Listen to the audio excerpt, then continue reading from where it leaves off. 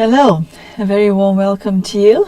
This is the Gita Decoded, and we are at episode 37 on what is now chapter 9.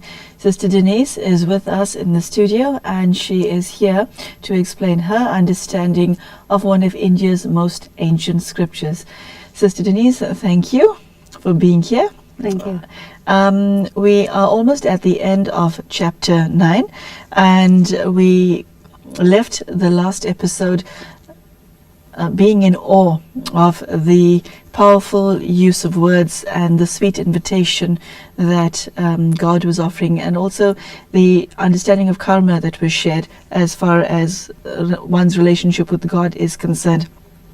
I now want to focus, Sister Denise, on verses 27 and verses 30, which goes, "Whatever you do, whatever you eat, whatever you offer, whatever you give, whatever austerities you perform, Arjuna, do that as an offering to me." That is opening a door, isn't it? Yes. And Sister Denise, it is one of those heart verses. But it's also got a lot of information in it, because it says that everything you do, if you do in remembrance of God, that act becomes a divine act, a sacred act, you see. Eating, doing, even the austerities, everything, if it's done in remembrance of God, well, that is yoga. I see that the rest of this chapter, Sister Denise, deals with the consequences of including God in one's daily life. It's also a very warm invitation in verse after verse. Verse 32 reads, "They who take refuge in me, Arjuna, even if they are born of those whose wombs are evil." That is a very descriptive statement. Women, Vaishyas, I hope I got the pronunciation right, even Shudras, also go to the highest goal. Verse 33, after that, "How much more easily then the pure Brahmins and the devoted royal seers, having attained this impermanent and unhappy world, devote yourself to me." 34, Sister Denise, ends with mind fixed on me, with mind fixed on me, be devoted to me, sacrificing to me, make reverence to me, thus steadfast with me as your supreme aim, you yourself shall come to me. From verses 26 onwards is a very powerful invitation, a warm invitation, a loving invitation, and also the karma of what is to be attained. What is the message in this? And you know what is of interest to me, Sister Denise? This has been issued centuries ago, and yet so few people accept God's invitation. Why is this the case? Well, I think no. I think there are a lot of people who do think about, talk about, and who do practice doing actions in remembrance of God. Because you see, the thing is that what's at stake here is the aim to become free from karmic bondage. So God is saying, look, it's really very simple. When you're in a relationship with other people, you're interacting with other people, other humans, your karmic accounts are with people. And these become karmic bondages. And the way to become free from karmic bondages with people is to do all the same things, but you're doing it in remembrance of God, so that you're actually, your direct action is with God. For example, if I give you a glass of water, I'm having a karma with you. But if I give you a glass of water in remembrance of God, then my karmic account is with God, you see. And I'm not having a karmic account with you. Because you can't have direct karma with God, because God doesn't have a body. But any action you do in remembrance of God is a karma with God.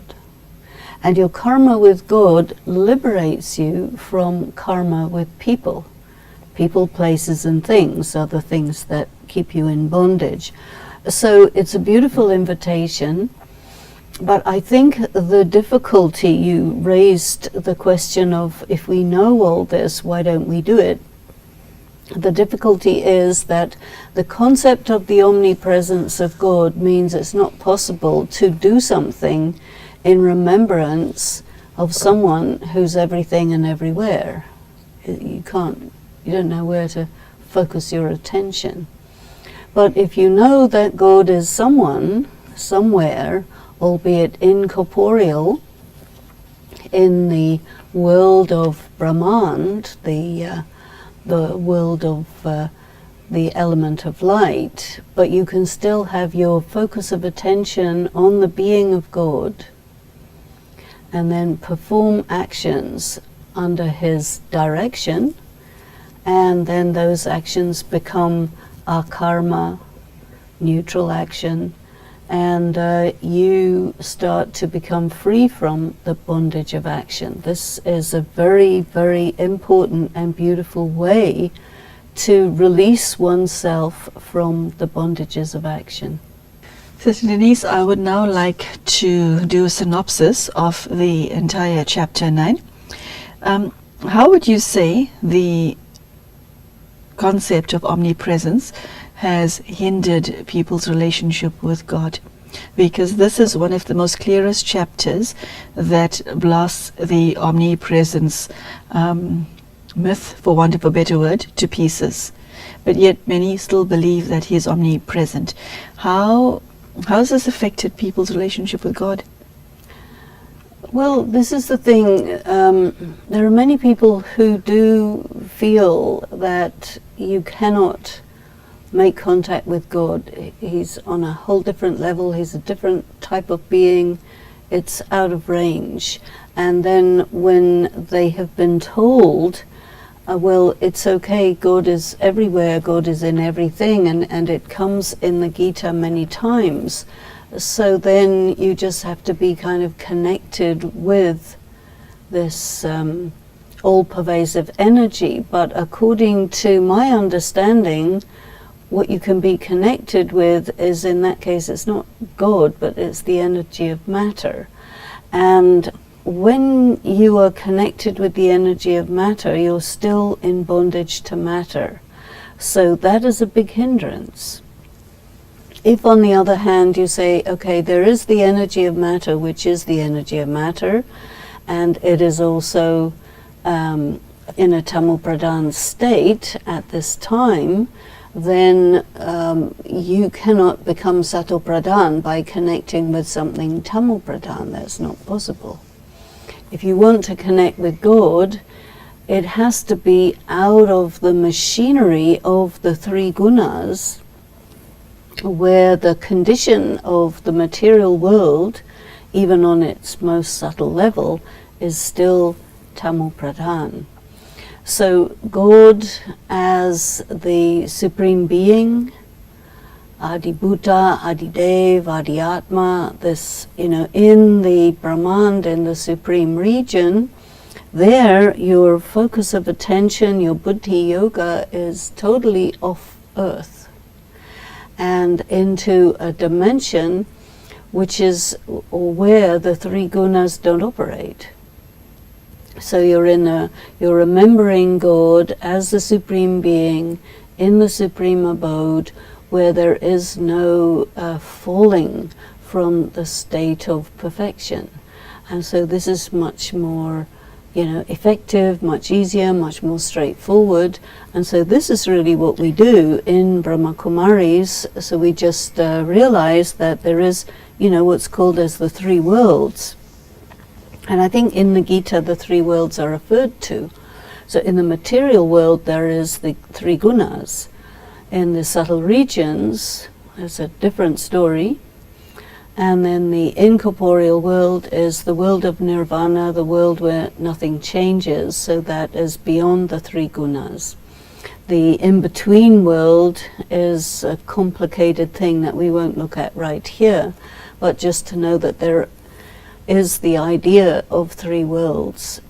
yeah, you do need to really study these things in order to become truly free from illusions, from confusion about what is real, what's not real. So, yeah, it's definitely not so easy for people to know if they've got it right. So there are many hindrances. Sister Denise, let us look at the title, The Yoga of Royal Knowledge and of Royal Mystery. I think that one has to learn to appreciate the depth of what God is offering. That is true, but you know, Raj Vidya specifically refers to politics. And so calling it royal knowledge is very wonderful because it makes it very accessible to anybody who's in politics or not in politics, or in a position as a ruler or not. But if you look at the history of the Gita, it's very much for the rulers. And so the rulers need to know how to rule. And one of the difficulties of power is it corrupts. So the big question is, if God is going to put power in your hands, you need to know how to wield power, how to not get corrupted by it. And so the way I see this is that if you are a ruler, you have everything. Everyone is at your feet. You have absolute perfect power over everything and everyone. How will you not abuse it? This is the question. So the most important thing is to keep yourself, even if you're the ruler of the whole world, you must keep yourself under God. You cannot remove God, you have to be under God. So the way that you stay under God is to perform every action in the remembrance of God. So the message that Sri Krishna has for Arjuna in chapter 9 is, if you want to become a king, hear this and do this. Yes. Okay, so this is not a message for the ordinary man. This is a message for somebody who wants to take over an empire. Well, no, I think that it is a message for an ordinary man, because even your family home is a kingdom. Oh, so it's contextual. Yeah. Okay. And even within your family home, there's going to be someone, usually the father, the head of the household. He has absolute jurisdiction over what happens in that family. And if he becomes a tyrant, that's miserable for everybody.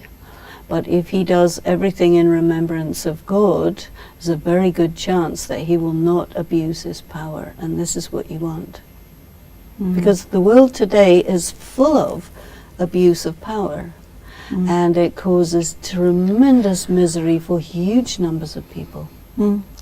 In chapter 9, and this is not the only chapter in which this is done, but particularly chapter 9, God is very clear to Arjuna and to the rest of us, if you come to me, I promise you, my child, I will give you the return of whatever feelings you have for me. Okay? Yet, Sister Denise, why is it that people still go to the gods with the small g and not the big G? No, okay. No, I think his promise is not, if you come to me. It's not that. Is God saying to Arjuna, if you want the return... There's no if. There is no if. There's no if. Sister Denise, what is God's message to Arjuna in chapter 9 that is so difficult for people to comprehend? Well, I think the one thing that is of particular interest is that God is saying it really doesn't matter whether you understand me correctly or incorrectly, but if in good faith you believe in me to be this or that or the other, because you're believing that to be me, I will give you the return. I give you the return of your faith, you see. And this is what happens throughout the world. There's lots of different people who believe in God in different ways with deep sincerity. And so God will give them the return of that. But there's a difference in the return he gives to them if they don't have it right, and the return he gives to them if they do have it right. If you know God as he is and what he is, and you remember him that way with full recognition, then you have the full return. And then the point that I think is also very interesting, if you have full, beautiful sincerity in everything, but you do not recognize God as he is, it's not enough to prevent you from falling. But if you recognize God as he is and you remember him as he is, you will not fall. To me, that was a very interesting expression there. Yes. Yeah. He also warned Arjuna, and therefore us, about the dangers of going to the small gods. And people do it anyway. The reason is because the small gods are tangible and visible. And most people do not have the capacity to conceptualize the incorporeal.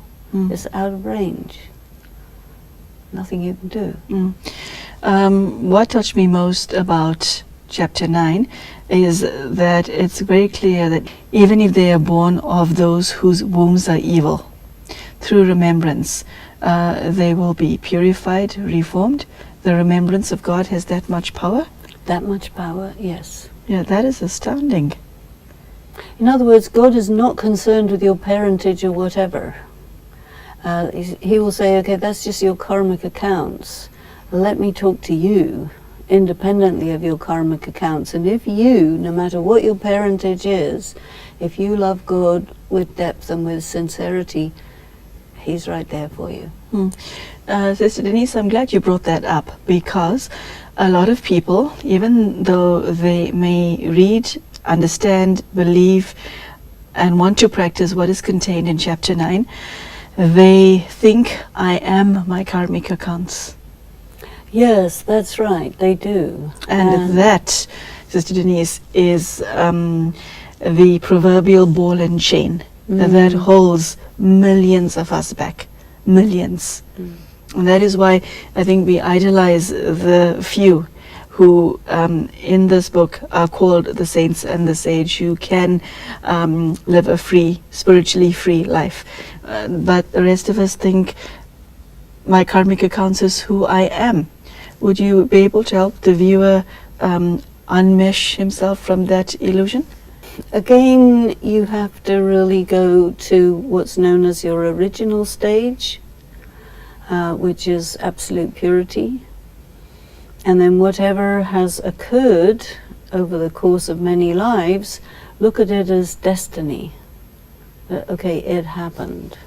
So that you can then become dispassionate, detached even from your own actions, because your actions have created your karmic accounts, and you, the soul, performed them. So you did create your karma, but okay, you create debt, you settle the debt, it's neutral. You see, but do not fuse yourself or confuse yourself with your actions. I like that expression, do not fuse and confuse yourself with your actions. Yes, so you're saying we not our actions? Are we our words, and are we our thoughts? Well, we think thoughts, we speak words, or we write words, and we perform actions. They are acts which may lead to profit or loss. If they lead to profit, you get wealth. If they lead to loss, you get in debt, you have to pay. It's a financial matter. I'm glad you mentioned the law of karma, Sister Denise, because everyone who goes to God does so with baggage lots and lots and lots of baggage. And sometimes the baggage blocks God, which is part and parcel of the karma. I think not sometimes, always. Always. How do you see? Do you just push the bags aside and say, God, are you there? It's, you can push the bags aside and have a peep, but then they Yeah. come back. Yeah. And so you have to deal with the baggage. And that's why a long period of time engaged in spiritual practice is very useful, because it takes time to get rid of the baggage. I Baggage see. is excess weight, you see, Yeah. which is like debt. And you know, it's not that you have somebody who'll say, okay, I'll just forgive you your debts, don't worry, let's go. No, you cannot get away from them. You have to pay them. You can pay them by suffering, you can pay them by yoga, this sort of thing, but they have to be paid. We will leave that subject there, because I think the law of karma is so deep, and you've dropped a few bombs in this series as regards the law of karma, so I'd like to do an entire episode on that subject alone. Are there any thoughts that you would want to leave with the viewer before we say goodbye to you, including what, in your opinion, is the essence of chapter 9 that God wanted Arjuna to know? I think it's this, that a rule of life, you know, if you want to have a successful life, no matter what's going on, do everything in remembrance of God. Eat in remembrance of God, walk along in remembrance of God, talk to people in remembrance of God, go to sleep in remembrance of God, take a bath in remembrance of God. This is really the karma yogi, and do everything in God's remembrance, and you will move forward very, very well. It's hard to speak after that, Sister Denise. Well, there you go. Is there a message that is more beautiful and sweet and empowering than that? This is why this series is being done, because we felt that individuals, many millions of souls who are very familiar with the Bhagavad Gita, need to know what the true message of the Bhagavad Gita is. And Sister Denise has beautifully encapsulated the message that is contained in chapter 9 for all of us, so that many millions of you who are at home can really take a look at your lives, a look once again at the contents of the Bhagavad Gita, and ask yourself, is this your practice? Is this your experience? Are you able to take the message that is contained in each chapter, put it into your life, and ask yourself, is this who I am? And the last few lines that Sister Denise shared about remembrance, about how one should interact with God on a moment-to-moment basis, that's very easy to understand and very doable. And we all have excuses as to why we don't do it, but I think it's time to set aside the excuses and simply be with God. It is as simple as that. Be with God in your mind. Thank you so much for joining us. It was great to have you join us today in the studio. Sister Denise, thank you. And I do hope that we get to see you soon. Take care and goodbye.